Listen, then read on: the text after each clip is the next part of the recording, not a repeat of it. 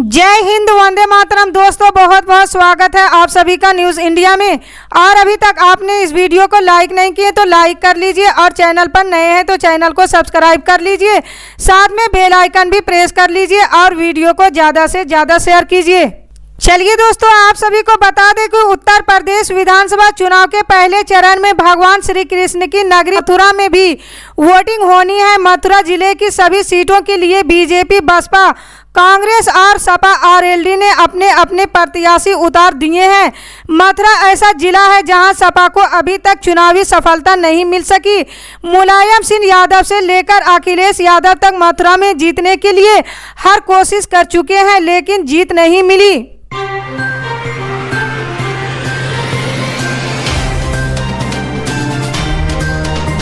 पंजाब में भगवंत मान सिंह को आम आदमी पार्टी का मुख्यमंत्री चेहरा घोषित करते ही अरविंद केजरीवाल भाजपा और कांग्रेस के निशाने पर आ गए। दोनों ही पार्टियों ने भगवंत मान का एक पुराना वीडियो शेयर किया है। पूछा कि क्या दिल्ली को नशा युक्त करने के बाद अब पंजाब को भी नशा युक्त करेंगे।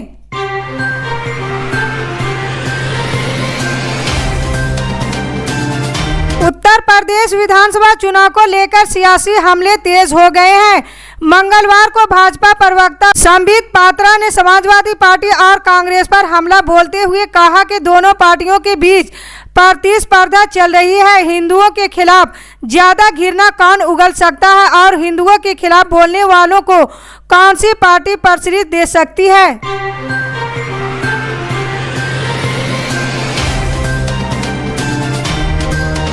उत्तर प्रदेश भाजपा की अग्रणी जातियों के कुछ नेता योगी आदित्यनाथ को ही 2022 में विधानसभा चुनाव के बाद मुख्यमंत्री पद पर देखना चाहते हैं। इसके समानांतर अन्य पिछड़े वर्ग के नेता केशव प्रसाद मौर्य के समर्थन में हैं। भाजपा के अंदर खाने में मुख्यमंत्री के भावी चेहरे को लेकर हलचल तेज है। हालांकि भाजपा इसके लिए अभी अपने हाथ जलाने के मूड में नहीं है। प्रदेश स्तर के कुछ नेताओं से बातचीत में सामने आया कि केंद्र नेतृत्व इस मामले में सस्पेंस बनाए रखने के मूड में है। पहले चरण के चुनाव के लिए नामांकन की तैयारियां तेज हो गई है और अब मुख्यमंत्री चेहरे का नतीजा 2022 के विधानसभा चुनाव के बाद विधायकों की बैठक में ही आएगा।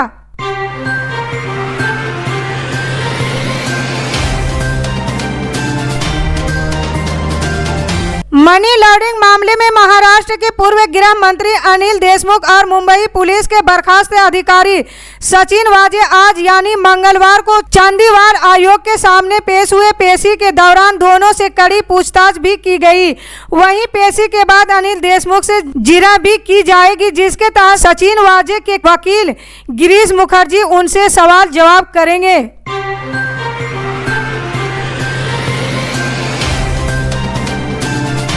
गणतंत्र दिवस परेड के लिए पश्चिम बंगाल, केरल और तमिलनाडु की झांकियों को शामिल नहीं होने पर सियासत शुरू हो गई है। प्रस्तावित झांकी को खारिज किए जाने की खबर के बाद पश्चिम बंगाल के मुख्यमंत्री ममता बनर्जी और तमिलनाडु के सीएम स्टालिन ने पीएम नरेंद्र मोदी को पत्र लिखकर झांकियों को खारिज किए जाने की आलोचना की है।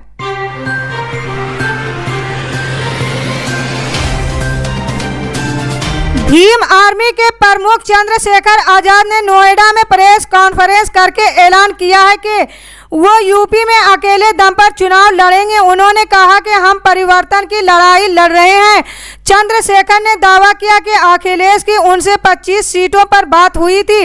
उन्होंने अखिलेश पर कटाक्ष करते हुए कहा कि जो अपनी बात पे पलटते हैं वो धोखा करते हैं। चंद्रशेखर ने कहा कि अब अगर समाजवादी पार्टी हमें 100 सीटें भी दे दे तो भी हम नहीं जाएंगे।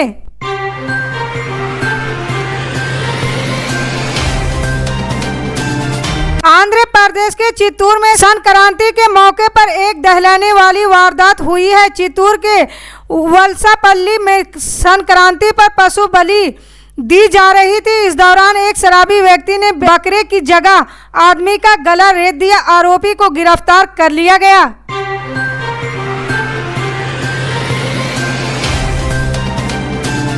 जनवरी 2022 को भारत अपना 73वां गणतंत्र दिवस मनाएगा। देश में हर साल इस दिन राजपथ पर गणतंत्र दिवस की परेड आयोजित होती है, लेकिन इस बार गणतंत्र दिवस की परेड सबसे अलग होने वाली है। यहां प्रधानमंत्री नरेंद्र मोदी ने निर्देश दिया है कि राजपथ पर गणतंत्र दिवस परेड में ऐसे लोगों को भी आमंत्रित किया जाएगा जिन्हें आमतौर पर मौका नहीं मिलता। पीएम मोदी ने निर्देश दिया कि इसमें ऑटो रिक्शा चालक, सफाई कर्मचारी, हेल्थ वर्कर, मजदूर आदि होनी चाहिए।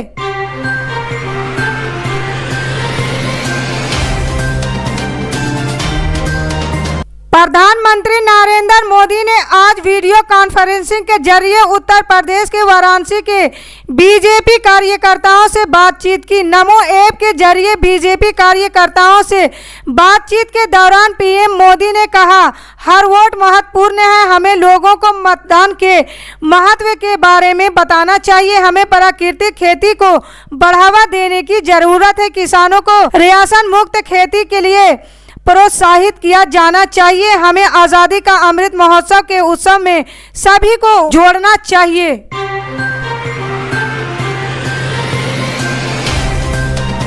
यूपी चुनाव को लेकर सियासत तेज होती जा रही है। जो मतदान की तारीख पास आती जा रही है, राजनीतिक हमले और तेज होते जा रहे हैं। समाजवादी पार्टी के प्रमुख अखिलेश यादव ने मंगलवार को बीजेपी पर एक बार फिर से जोरदार हमला बोला है। अखिलेश ने प्रेस कॉन्फ्रेंस करते हुए कहा कि डरी हुई सरकार ही जांच एजेंसियों का सहारा लेती है।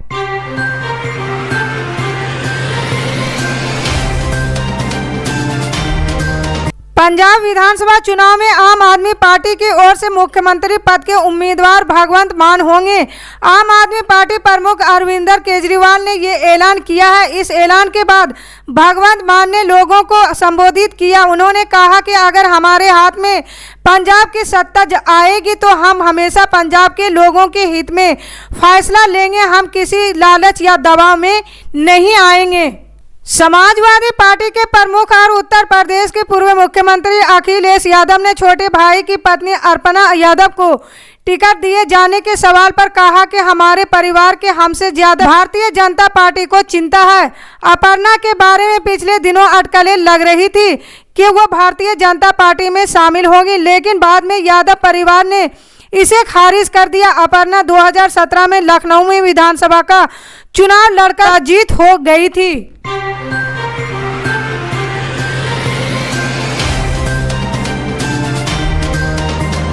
उत्तर प्रदेश में भारतीय जनता पार्टी की मुश्किलें कम होने का नाम नहीं ले रही है। अब रीता बहुगुणा ने अपने बेटे के लिए टिकट मांगा है। टिकट मांगने के साथ ही रीता बहुगुणा ने यह भी कहा है कि अगर मौजूदा संसद के बेटे को टिकट देने में दिक्कत है तो वो अपने पद से इस्तीफा दे सकती है।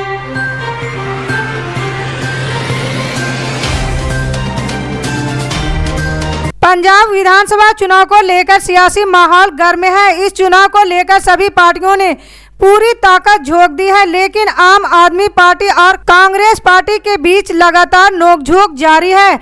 आलम यह है कि दोनों पार्टियों के बीच सोशल वार लगातार जारी है।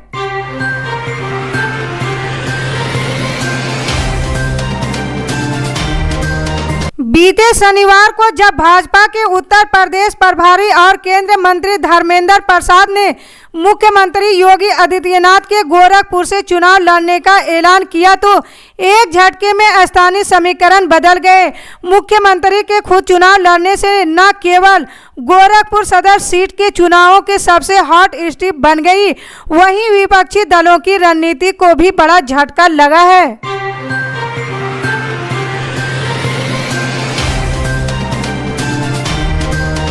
दिल्ली में ताबड़तोड़ गोलियों चलने का मामला सामने आया है। घटना में एक शख्स की मौत हो गई है जबकि दूसरा गंभीर है जिसका इलाज चल रहा है। घायल शख्स की हालत नाजुक बताई जा रही है। वारदात के बाद सुल्तानपुरी इलाके के लोग दहशत में हैं। पुलिस मामले की जांच कर रही है।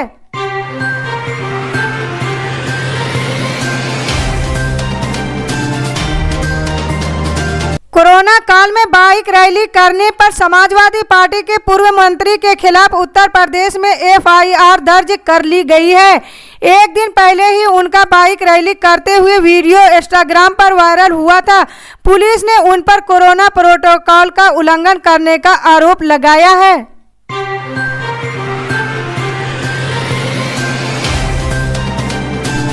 उत्तर प्रदेश विधानसभा चुनाव की तारीखों के ऐलान के बाद भारतीय जनता पार्टी ने भी पहले और दूसरे फेज के लिए प्रत्याशियों के नामों की घोषणा कर दिया।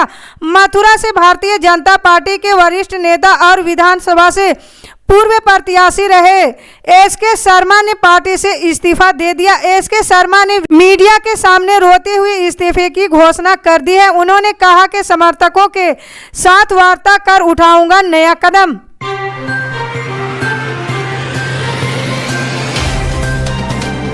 राजधानी दिल्ली सहित उत्तर भारत में फिलहाल ठंड से राहत मिलने की आसार नहीं है। वहीं कड़ाके की ठंड से जूझ रहे हरियाणा, राजस्थान, उत्तर प्रदेश और पंजाब के लोगों के लिए इस हफ्ते में राहत की उम्मीद नहीं है।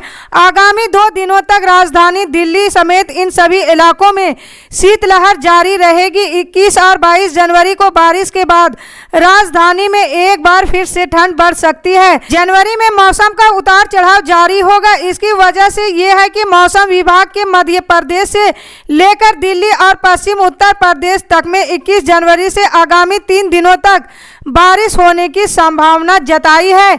इसी तरह की पल पल की खबर जानने के लिए जुड़े रहें हमारे न्यूज़ इंडिया के साथ। जय हिंद।